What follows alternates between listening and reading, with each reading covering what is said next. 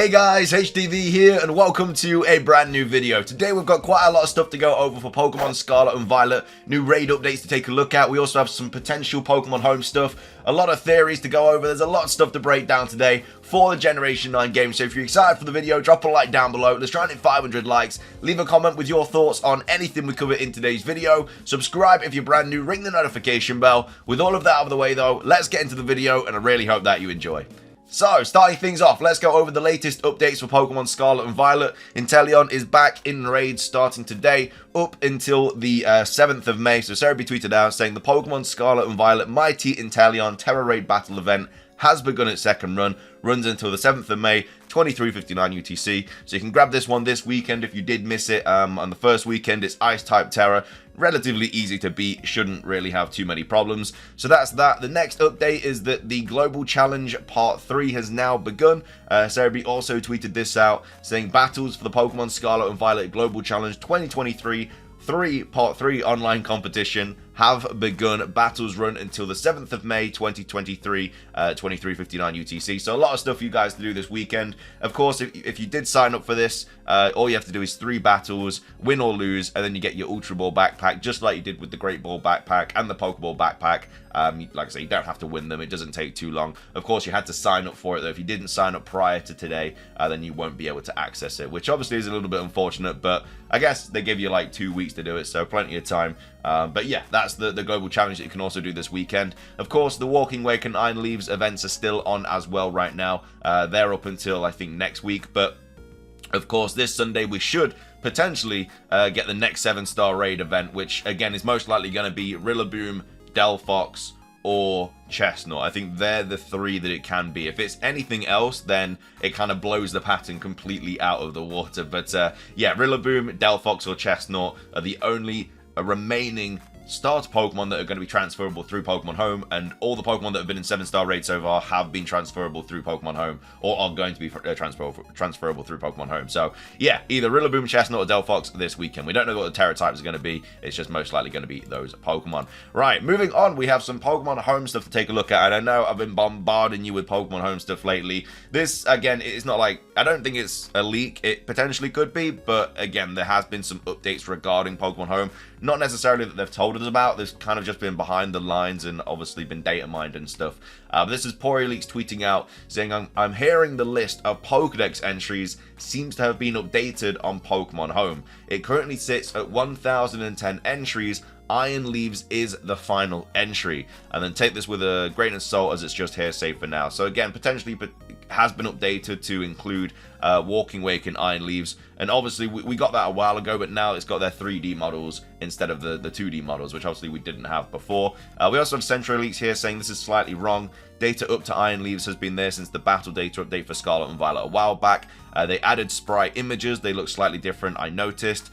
These were added a while ago. I'm talking about the 3D models. The models. Okay, so potentially there has been some small updates to the 3D models. They have added Walking Wake and Iron Leaves to Pokemon Home. Again, we can't access it yet because there's no compatibility between Generation 9 and Pokemon Home yet, but obviously it needs to get updated ready for when that happens. So again, very likely that we are going to be getting Pokemon Home this month.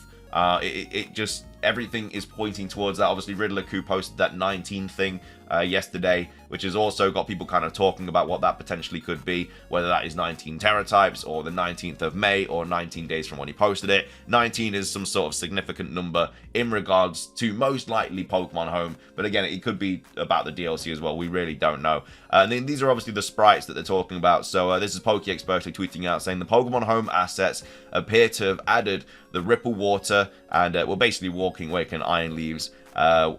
The Walking Wake sprite is different than the sprite in Pokemon Scarlet and Violet. But again, we knew this a while ago. But yeah, basically this is what it looks like in Scarlet and Violet. And then in Pokemon Home, this is what it looks like. Obviously, these two sprites are the same. So yeah, no idea why they've changed the Scarlet and Violet sprite to the Pokemon Home one. I quite like this one a little bit more. It just, I don't know, it looks a little bit better in my opinion. But I guess they both look really cool. But yeah, I don't know why they've got 2 different sprites. Maybe when it gets updated, this will be the Pokemon Home sprite as well, or this will be the Scarlet and Violet, vice versa, whatever. But yeah, this is obviously what they look like in the 2D sprites, but apparently they've been also updated to have their 3D models in Pokemon Home now as well, which again, is good for a Pokemon Home update, hopefully in the next few weeks. Again, Tears of the Kingdom drops on the 12th, which is next Friday, so that's why we're probably not going to get anything Pokemon related next week either. But then after the 12th, you can bet your bottom dollar that we probably are going to start getting some Pokemon stuff, and hopefully Pokemon Home update as well.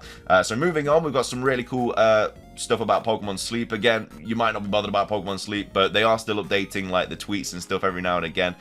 Each Pokemon has a number of different sleep styles, so discover lots of them by getting a good night's sleep. You can do it, I believe in you. So we just got some more like images of Pokemon sleeping. We've got a Slowbro here, we've got Bulbasaur, and then we've got the what do you call it, Spheal, and then also got Pikachu as well. So curled up sleep, question mark sleep, sunbathing sleep, and some more question mark sleep as well. So yeah, you have to kind of, I guess, unlock them or something. But yeah, just kind of new images of Pokemon Sleep. Again, I'm not too bothered about Pokemon Sleep. I don't think many people are. It was just kind of a meme for a long time. But, you know, if you are looking forward to it coming out there, I mean, I'll probably download it, see what it's about. And then if it's not really anything, then I'll probably get rid of it. Yeah, I don't know. There's just some more images that have kind of cropped up.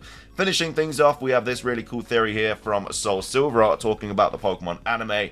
Now, I'm recording this before the latest episode because obviously I'm away, but this is quite a cool theory in regards to Roy's Pokeball and Lyco's pendant as well. So originally we spoke about the fact that when this Pokeball came into contact with the pendant, it started glowing, so there's obviously some sort of connection between these two items. Again, the pendant is for Terrapagos, and then the Pokeball could either be for like Ogerpon, or also for Terrapagos, or it could be for a mythical Pokemon or something like that. There is just clearly some sort of connection because it started glowing when it was in its vicinity. So we've got Soul Silver kind of talking a little bit more about this. So saying, so when Roy tells Lyco about this treasure, he tells us some backstory. So which I'm sure is important to the anime plot, but more if translation is accurate, he calls it an ancient Pokeball, and he talks about an ancient adventurer. I wonder if this Pokeball is actually related to Paradox Pokemon and the explorers that first explored Area Zero. So it could be something to do with Heath, maybe it was like Heath's Pokeball and he caught like a new Paradox Pokemon in it or something like that. And this is what they say in it. So my treasure, I call it the Ancient Monster Ball. And then goes on to say, a trainer like the ancient adventurer my gramps used to tell me about when I was little, what Pokemon's inside. And then it goes on to say, and it won't open, so it's probably empty. But, you know, we don't know. It's probably empty, but there could be something inside. It just won't open. So, yeah, it goes on to say, just another option is along this of what the Pokeball could be. And then also Soul Silver is saying, as for the specific adventurer, he mentions some people actually think it's Ash. I don't think it's going to be Ash. I mean, do we know how long this is set after Ash's arc? I don't think we do, because I think the people that create the anime have said that Ash will return at some point and he's going to be 10. So this can't be... If Ash is going to appear in the Pokemon Horizons anime, then obviously it's going to be around the same time. It's not going to be like thousands of years in the future. I'm not too keen on that, but who knows? Other than it being an explorer of Area Zero from the past or an adventure from the ancient past, I can see it being a brand new character made just for the anime too. Still very interesting to think about, especially if it connects back to Pokemon Scarlet and Violet and hopefully the DLC. There's nothing to stop like Roy being Heath's grandson though. I mean, you never know. And then obviously he would have handed that Pokeball down or something. And yeah, it'll be interesting to see what's in this Pokeball. Again, I think it's episode 6 is going to be all about this Pokeball, so potentially that's opened up then.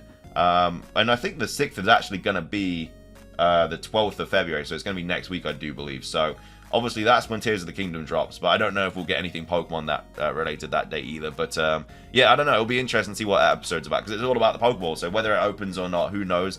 But a really cool theory here as well, and it obviously has a lot of evidence behind it as well, this ancient Pokeball. So yeah, it could be a Paradox Pokemon, could be something to do with Heath, could be something to do with a mythical, you just don't know. That's going to be everything from today's video though. I hope you guys enjoyed. If you did, please do consider hitting the like button down below. Let's try and hit 500 likes. Leave a comment with your thoughts on everything we covered in today's video. Make sure to grab yourself an Inteleon if you haven't already. Make sure to do these 3 battles in the Global Challenge 2023 if you did sign up and you do want that Ultra Ball backpack. What are your thoughts on the Pokemon Home stuff? Again, this is just hearsay, apparently, but yeah, apparently the 3D models have now been updated. Obviously, this was already shown to us a while ago. And then, yeah, what are your thoughts on what the ancient Pokeball could have in it? But yeah, thank you guys so much for watching. Like I say, if you enjoyed, subscribe. If you're brand new, we do update you with daily Pokemon content, so make sure to come back for that. Ring the notification bell. That's everything from me, though. Have a fantastic rest of your day, and until next time, peace.